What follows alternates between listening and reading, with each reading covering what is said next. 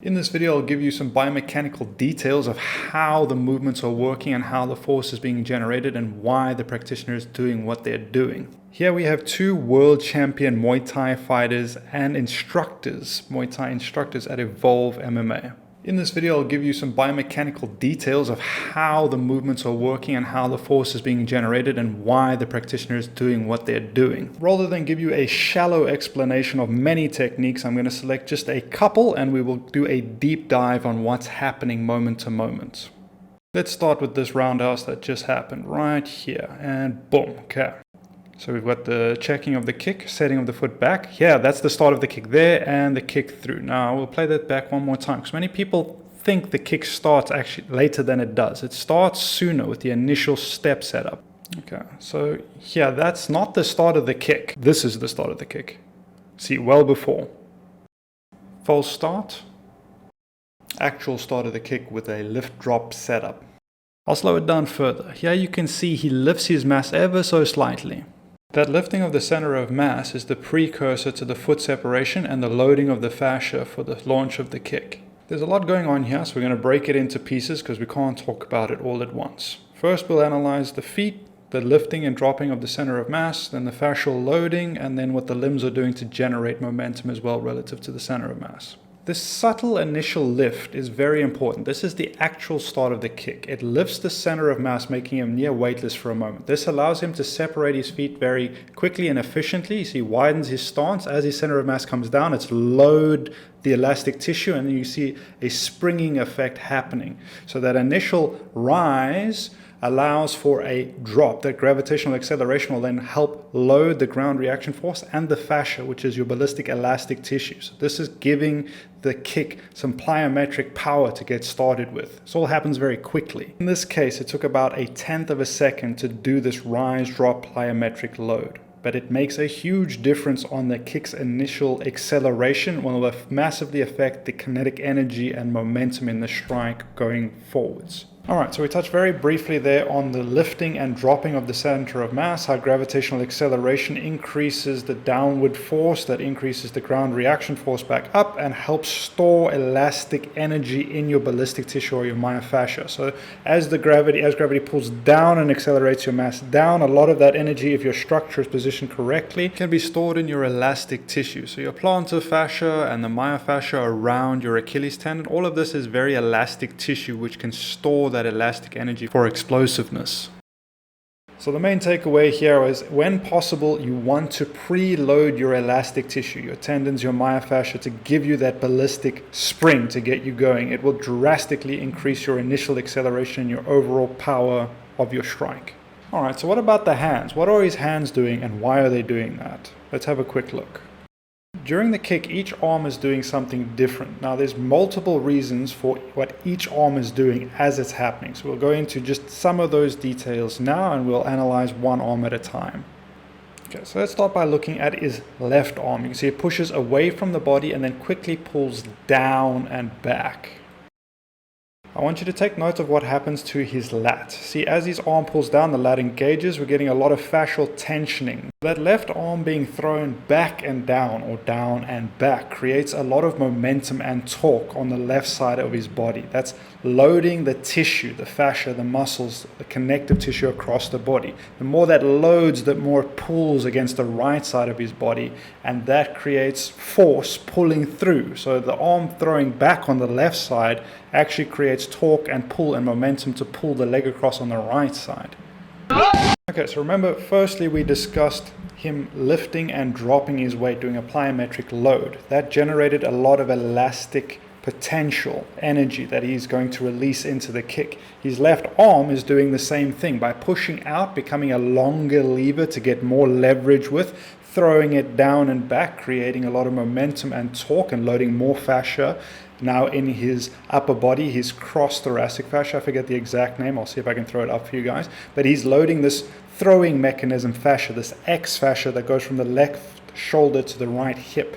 He's tensioning and torquing that, which is going to give him more momentum and energy into his kick. So he's adding forces from gravity, and he's adding force from that left arm torquing back. So he's summating forces from different places to increase acceleration and momentum kinetic energy for a stronger strike impact, stronger, faster, harder strike.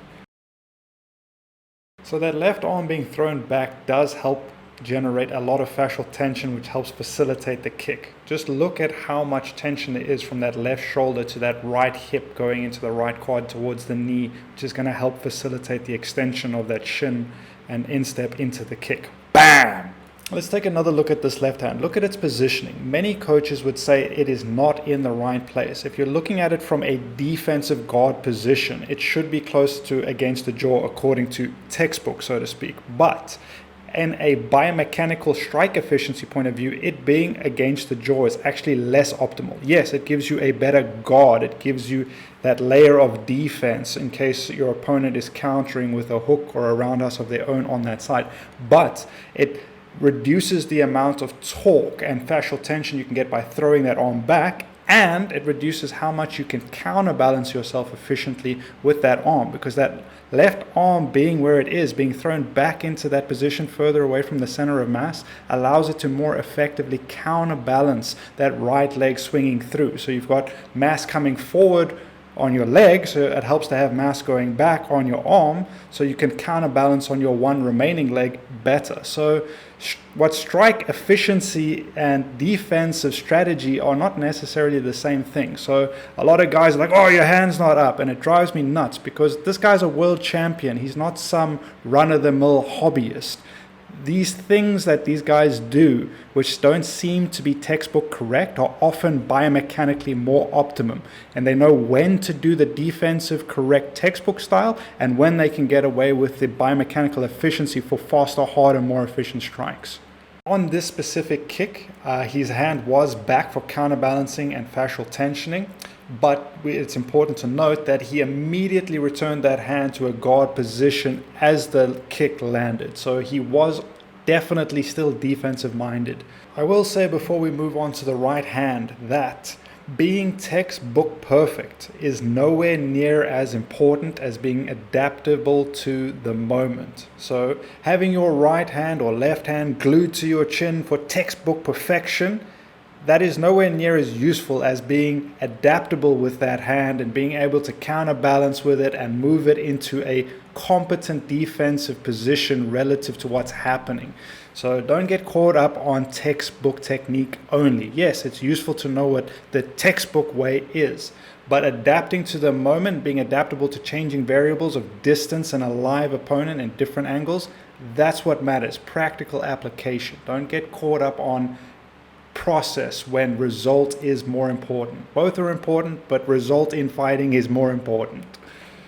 As a quick recap, we've touched on ground reaction force, the fascial loading or ballistic elastic tissue loading. We had a look at counterbalancing and using the left arm throwing back to create momentum and torque and loading the anterior oblique sling or spiral fascial lines.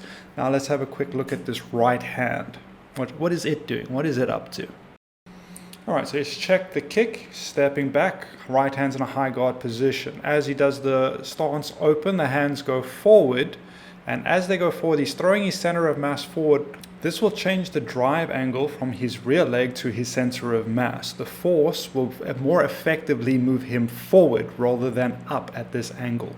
Now, this is another example of something that textbook-wise would be considered incorrect. Many coaches would call this telegraphing or perhaps reaching or inefficient movement, but in this case they would be wrong. The reaching forward and the shifting of center of mass and changing the drive angle from the ground reaction force through to the center of mass at an angle relative to his kick. What he did with his hands was actually an important part of the kick's efficiency. So again, in textbook, you don't generally want to telegraph. You don't want to reach with your hands. You don't want to be doing things that don't serve a purpose. But this actually did serve a purpose. And depending on the range that you're throwing the kick from and the combination where the kick sits in, is it the first strike, second strike, third strike? Because all of these things will factor in the mechanics. But again, I just want to clarify what he did. Some people would say it's wrong, but it isn't. based on this context and the level of intensity that he's going at and making the kick work, it was biomechanically sound. So the hand's shooting forward initially serve a valuable purpose. What's the next thing that right hand does? It cuts across the face and then back and down. Okay, so why is it doing that? Let's have a look at it. This right hand cutting across the face serves multiple purposes. The most obvious being it serves as a protector, a shield, or a guard. It protects the jaw and face. The elbow being pushed forward across the center line and up helps tension the body. So it tensions the muscles, the fascia. This tension creates a better medium for energy to release and pull through the body. So it's loading this elastic tissue and it's creating a more taut, tight medium for energy to pull and whip across the body with the kick. The word propagate is what I was looking for. The energy propagates through the body better if there's no unnecessary slack. So having that nice taut band, just like a bow, you're loading the bow, there's tension, it's ready to go. That elbow pulling up and across and forward like that helps load the fascia. If you do it correctly and you just stand like that without kicking, you should feel the tension from your hip running across your abdomen and chest. It's loading the bow. This is an expression you hear in martial arts over and over and over. It's loading that tension. It's preloading the fascia.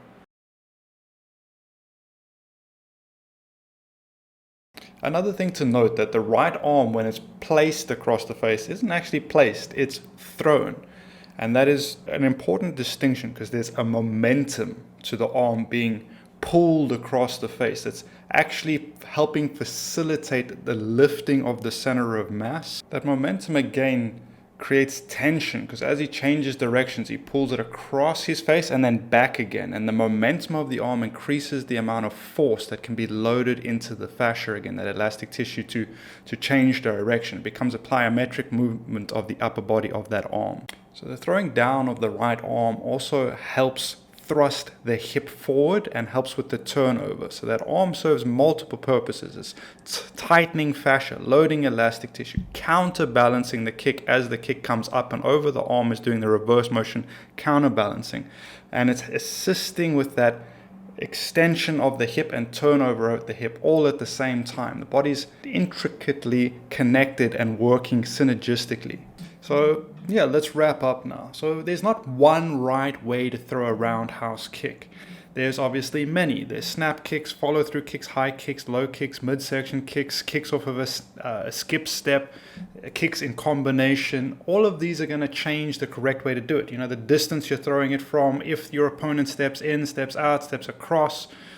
You have to be able to adapt your technique to the moment. As I was saying before, adaptation and function are far more important than trying to adhere to textbook perfection. The textbook guidelines, that's what they are. They are guidelines for how to move effectively, but you need to adapt to the moment. Okay, so I had wanted to do a couple other techniques, but as you can see, this video has taken a lot longer than initially anticipated to get through some of these explanations. In my head, it was very quick, but to actually explain and annotate and do diagrams and everything, it takes a really long time to try layer in the information. If you found this interesting, let me know, and I would like to do the punches, why a lot of professional punchers drop their hand down or punch from chest level or even lower sometimes, and why this can actually be correct or even optimal compared to punching from jaw or cheekbone level. So if that sounds like something that would interest you, I'll explain some of the biomechanics and fascial loading and different reasons for why it can actually be better to punch from your hand with your hand being lower down.